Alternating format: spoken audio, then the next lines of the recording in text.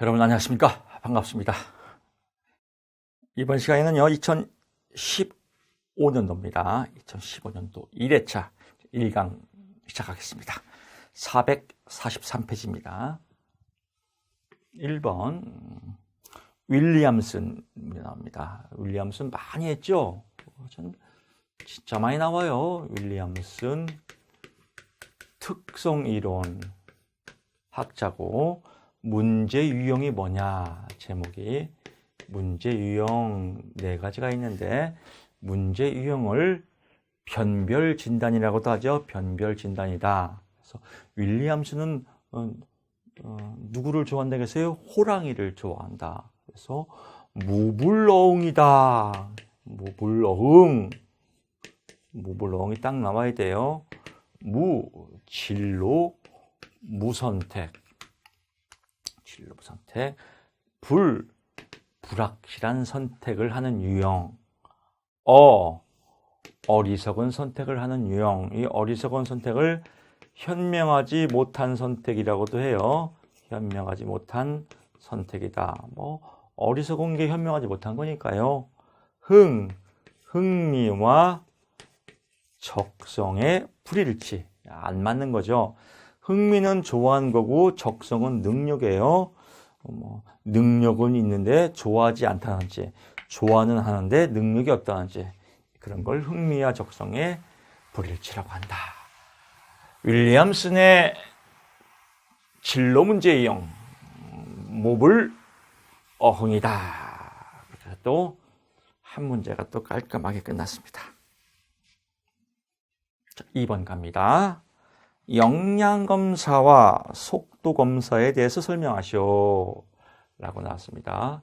역량검사, 심리검사의 종류에서 나오는 거죠.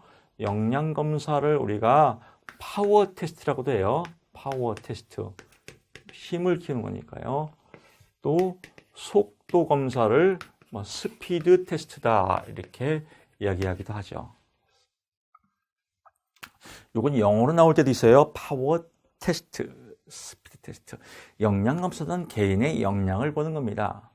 속도검사는 개인의 속도를 보는 거고, 그래서 가장 대표적인 예를 들면 여러분들이 이해가 빠를 겁니다. 예를 드는 게 가장 이해가 쉽죠. 그래서 속도검사는 시간 내에 풀어야 돼요. 가장 대표적인 게 대학교 수능 검사예요. 수능.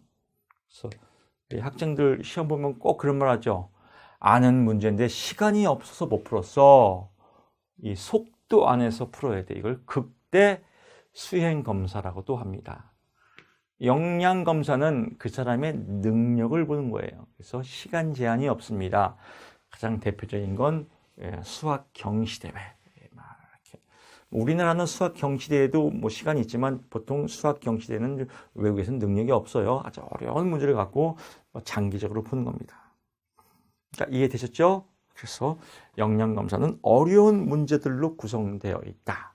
두 번째, 시간 제한이 없다. 또 개인의 능력을 평가하는 시험이다. 역량을 평가하는 시험이다. 또는 문제 해결력을 평가하는 시험이다. 대표적인 사례로는 수학 경시대가 있다.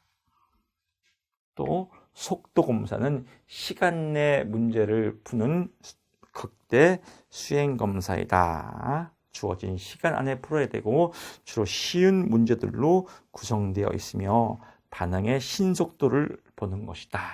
그래서 가장 대표적인 것은 수능 시험 같은 것이다. 이렇게 쓰면 될 것 같습니다.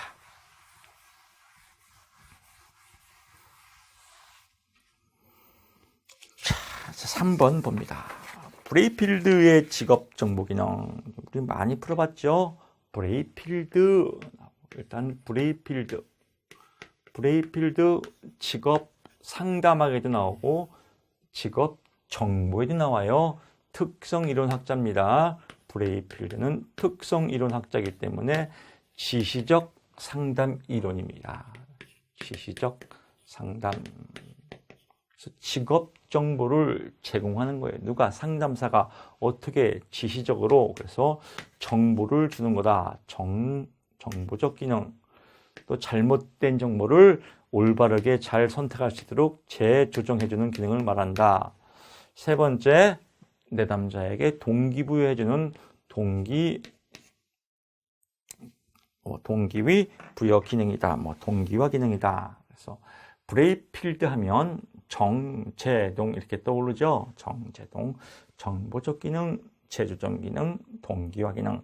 내담자에게 직업에 대한 지식을 증가시키는 정보를 제공하는 기능을 의미한다.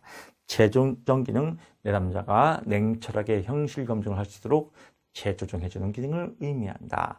동기화 기능, 내담자가 의사결정을 또 잘할 수 있도록 동기부여해주는 기능이다. 이렇게 쓰면 또 깔끔하게 끝났습니다.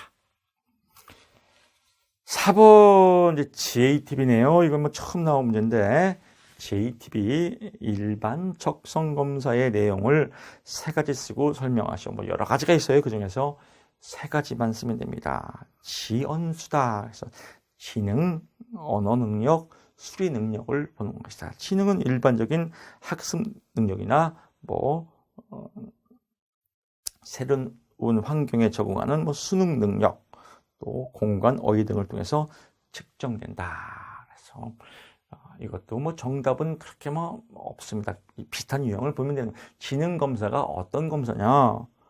여러분 지능 검사 아시십니까? 웩슬로 지능 검사, 지적 수준을 평가하는 기능이다. 이렇게 써도 되겠죠. 그래서 지능, 일반적인 학습 능력과 또 인지적 기능을 평가하는 것을 지능 검사라고 한다. 이렇게 써도 되겠고요. 또 여기서 보게 되면 입체 공간, 어휘 나왔죠? 이걸 갖고 또 글짓기해서 입체 능력이나 어휘 등과 같은 측정을 하며 지적 능력을 평가하는 것을 의미한다. 또 이렇게 써도 되고 여기 있는 걸로 글짓기 쓰면 됩니다. 언어 능력, 언어의 뜻을 이해하고 사용하는 당연하죠. 언어의 뜻을 이해하고 얼마큼 잘 사용할 수 있는지 어휘 검사를 통해서 알아보는 것이다. 수리, 빠르고 정확하게 계산하는 능력을 의미하며 개수 검사를 통해서 측정하는 것이다.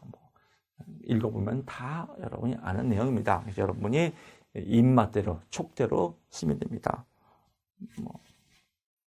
수리 능력, 저 같으면 조금 더 쉽게 설명하면 숫자를 빠르고 정확하게 계산하는 능력으로서 산수, 추리 측정 같은 것이 가능하다. 이렇게 쓰면 아름답겠죠? 여러분 마음대로 쓰세요. 5번 학습 촉진기 3가지씩 쓰셔. 설명으로 안 나왔죠? 이것도 많이 했습니다. 자, 행동주의가 나오면 행동주의에서 가장 기여도는 잘못된 행동이에요. 잘못된 행동. 그래서 가장 일반적인 틱 현상이에요. 이렇게 이런 틱 현상. 이거 고쳐야겠죠. 근데 이거 틱 왜 그래요? 대부분 틱 장애가 있는 사람이 불안해서 그렇거든요. 어떤 불안을 할 때 그렇게 행동이 나오거든요. 그래서 불안이네요. 불안. 그리고 학습이 잘못되었든지 학습을 또 못 배웠든지 이런 것 때문에 장애를 일으킨 거다. 그래서 행동주의는 불안을 없애는 불안 감소 기법이 있고 학습을 통해서 잘못된 행동을 수정하는 학습 촉진 기법이 있더라. 학습 촉진 기법이 있더라 이겁니다. 그래서 불안 감소 기법은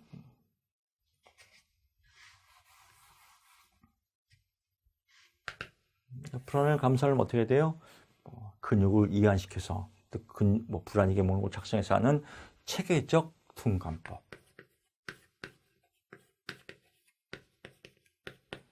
또 불안할 때 내가 내면을 표현한 거,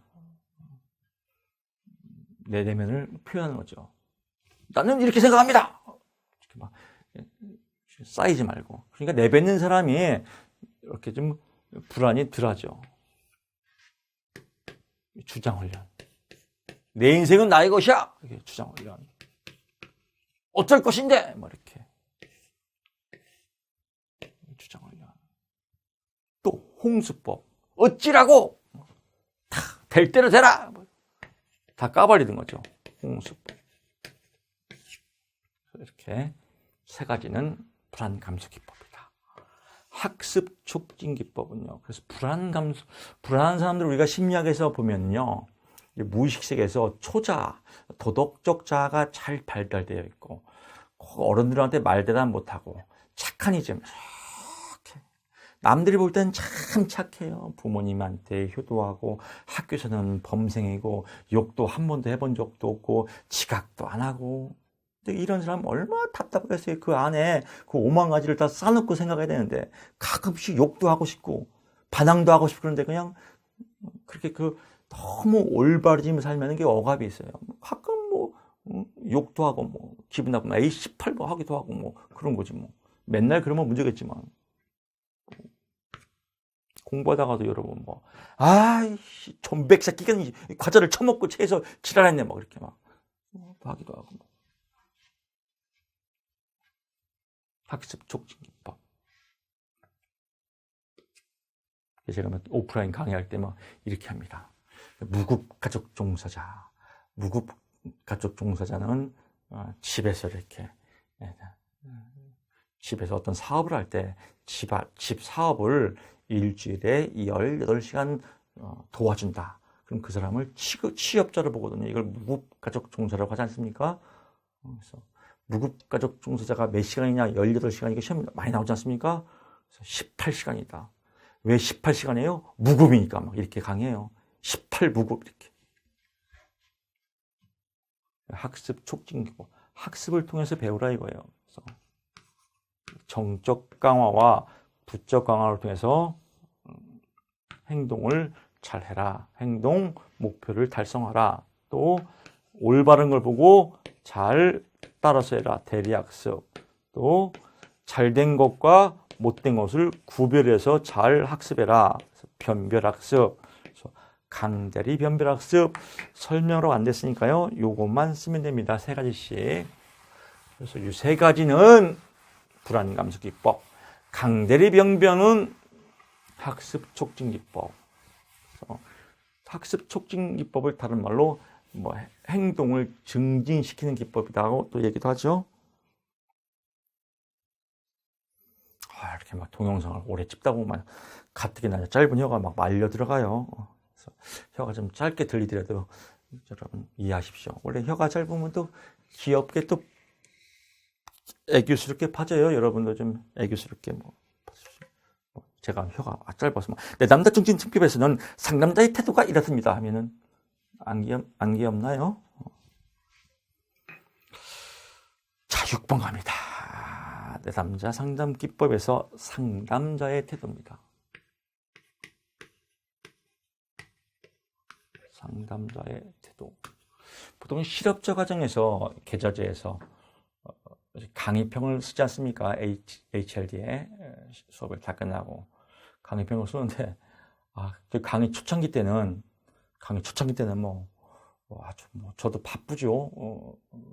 지금처럼 프로가 아니니까 바쁘고 그러니까 바쁜 와중에 빨리빨리 진행을 하다 보니까 혀가 더 말려 들어가는 것 같아요. 거기에 강의평에 이렇게 써놨더라고요. 권상우 닮았다. 이렇게. 김덕희 교수 권상우 닮았다. 이렇게만 써도 저는 아는데 그럼 제가 알면 되는데 여기다가 가려 열고 혀만 이렇게 써놨더라고요. 야, 혀가 짧다는 소리죠.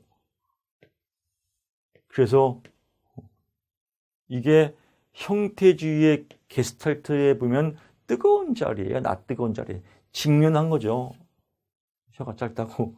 그래서 그때 모나미 불펜 기억나요. 모나미 불펜을 한타 싸서 집에서 이렇게 물고 행동주의 상담에서는 연습하고 그랬습니다. 길어진 혀가 지금 이 정도입니다. 권상우 씨도 혀가 짧은데 지금 스타가 됐지 않습니까? 저도 이 혀로 스타의 꿈을 갖고 있습니다. 모델링이죠, 모델링. 대리학습. 상담자의 태도 또는 상담 기법이라고 하죠. 그래서 내 남자 내담자가 올 때는 상담자는 진실한 태도로서 표현을 하라 이거예요. 그래서 진실성, 일치성이라고 하죠. 그래서 일치성, 상담 관계에서 느낀 감정과 태도를 솔직하게 표현해라. 그래서 일치성, 일치하게 해라 이거.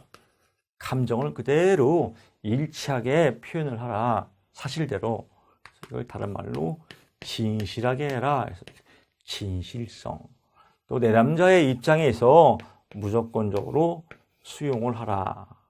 또 공감적 이해, 내담자의 감정을 같이 공감해주고, 이해는 뭐냐면요, 공감적 이해예요. 이해는 하되 상담자의 역할과 자세를 잃어서는 안 된다. 이 말이 들어가야 돼요. 여기서 상담자의 역할과 자세를 잃지 않는 자세를 의미한다. 예를 들면 이제 공감해주고 무조건 수용해줘. 그래서 뭐 내담자가 울어요. 너무 힘들어요. 인생이 괴롭고요. 취업도 안 될 것 같아요. 그럼 다 그렇죠. 너무 힘들겠어요. 얼마나 힘들 것 같아요. 제가 봐도 힘들 것 같아요. 취업이 안 될 것 같죠. 그럴 것 같아요. 이제 됐으니까 가세요. 이래봐요. 이거는 그냥 수다지 수다. 상담사의 자세를 잃지 않는 것, 이 말이 꼭 들어가야 돼요. 일무공이다. 자, 6번 했고요. 7번 집단 상담의 장점 3가지를 쓰세요 라고 했습니다. 집단 상담, 자, 우리 많이 했습니다. 여러분 이런 거 나올 때 항상 여러분 고용센터에서 지금 집단 상담을 한다고 생각해 보세요. 여러 명씩 삥 둘러서 여러 명이서 하니까 시간과 비용이 적게 들겠죠. 그래서 시간과 비용적으로 효율적이다. 이렇게 쓰면 되겠고요. 2번째, 시간과 비용.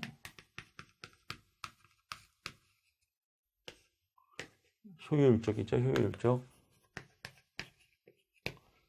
또 이렇게 1대1로 상담하는 사람, 1대1로 하는 걸 되게 부담스럽게 낯가림 있는 사람들은 묻어갈 수 없으니까. 그래서 개인 상담에 부담을 느끼는 사람한테는 효과적이다. 그래서 개인 상담에 부담을 느끼는 사람은 효과적이다.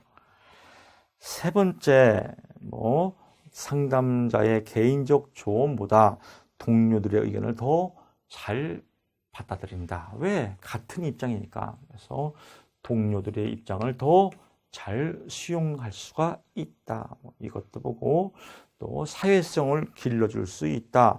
타인과 관계에서 문제를 이해하는 시각이 높아진다. 대인관계가 촉진된다. 여기서 대화니까 그런 거 쓰면 됩니다. 이런 거 나오면 정말 서비스 문제죠.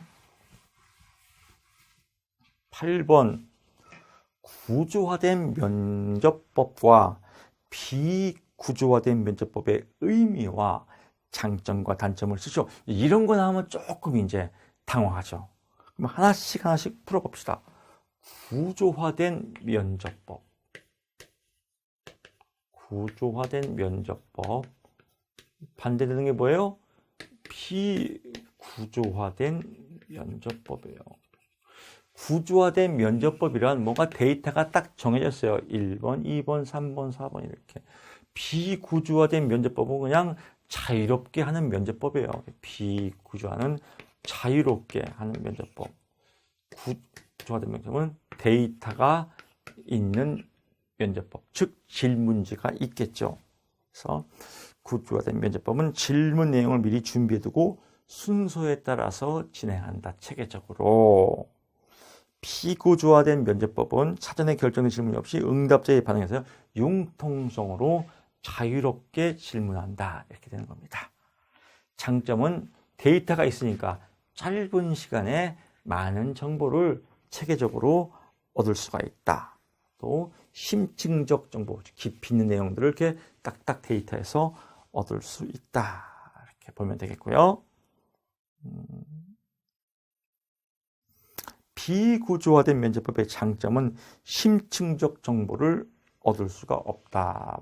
자유롭게 얘기하는 거니까요. 단점, 다량의 정보를 짧은 시간에 얻을 수 없다. 똑같은 내용이에요. 그냥 뭐 얘기가 길어지니까 한두 가지로 뭐 이거에 대해서 어떻게 생각하십니까? 줄 얘기하면은 또 오래 걸리죠. 빨리빨리 진행이 안 되니까. 그래서 네, 구조화가 안 됐으니까 이렇게 보면 됩니다.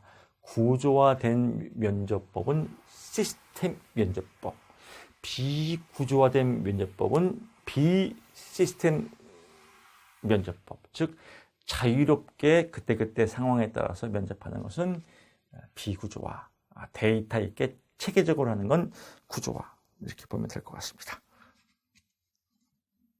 9번 갑니다. 심리검사 중 집중 경향 척도에 집중, 얼마큼 집중되어 있나의 대표값을 알아보는 거예요. 그래서 대표값 세 가지. 9번. 대표값 세 가지를 구하자. 이게 키워드의 대표값. 이그젬플 예를 들면 이제 숫자가 1, 1, 2, 2, 2, 3, 3 이렇게 이런 숫자가 있어요. 이제 여기서 대표값을 구하는 방법은요. 이 전체를 더해서 7이라는 사례수로 나눈 것을 평균이라고 그래요. 평균값. 평균으로 이 전체를 대표한다. 평균값. 즉 전체를 더해서 사례수로 나누는 값을 평균값이라고 한다. 또 최빈값, 가장 빈도수가 많이 나오는 것을 대표 선수로 하자. 그래서 여기서 가장 많은 나온 빈도는 2지요. 그래서 이 가장 많은 숫자를 대표를 하는 건 최빈값. 또는 중앙값, 중2값이래요. 이 순서를 쭉 나열해놓고 가운데 있는 숫자, 중앙에 어떤 숫자가 위치하냐 해서 각 숫자의 중앙에 있는 값을 대표로 간다. 이게 중앙값이다. 그래서 점수 분포의 서열상 가장 중앙에 있는 점수를 의미한다. 세 가지 평균값, 최빈값, 중앙값. 2차 실기 어렵지 않습니다. 딱딱 떨어지거든요. 근데 이제 문제가 얘는 외웠어요. 평균값, 최빈값, 중앙값. 근데 제목을 몰라 대표값이 뭔지를. 그 답을 봐야 알아. 그러면 뭐 학교 갈 수가 없죠. 그리고 꼭 답안지 맞춰보고 내가 이거 외웠는데 뭘 외워 제목을 모르는데 울겠죠 또. 그래서 제목이 제일 중요하다. 또 어떤 사람은 여기다가 또 이런 실수 많이 해요. 여기다가 대표값을 구하시 아니에요. 여기다가 범위, 표준 편차, 또 사분위 편차 또 이렇게 쓰는 사람이 있고, 그거는 분산된 흩어진 정도를 알아보는 거고. 그래서 제목을 잘 이해해야 돼요. 대표값 세 가지가 뭐냐? 평균값, 최빈값, 중앙값이다. 이렇게 보면 될 것 같습니다. 자, 이렇게 해서 2015년도 2회차 9번까지 풀어봤고요. 자, 다음 시간에 또 2강 때 10번 또 해설을 하겠습니다. 수고 많으셨습니다. 고맙습니다.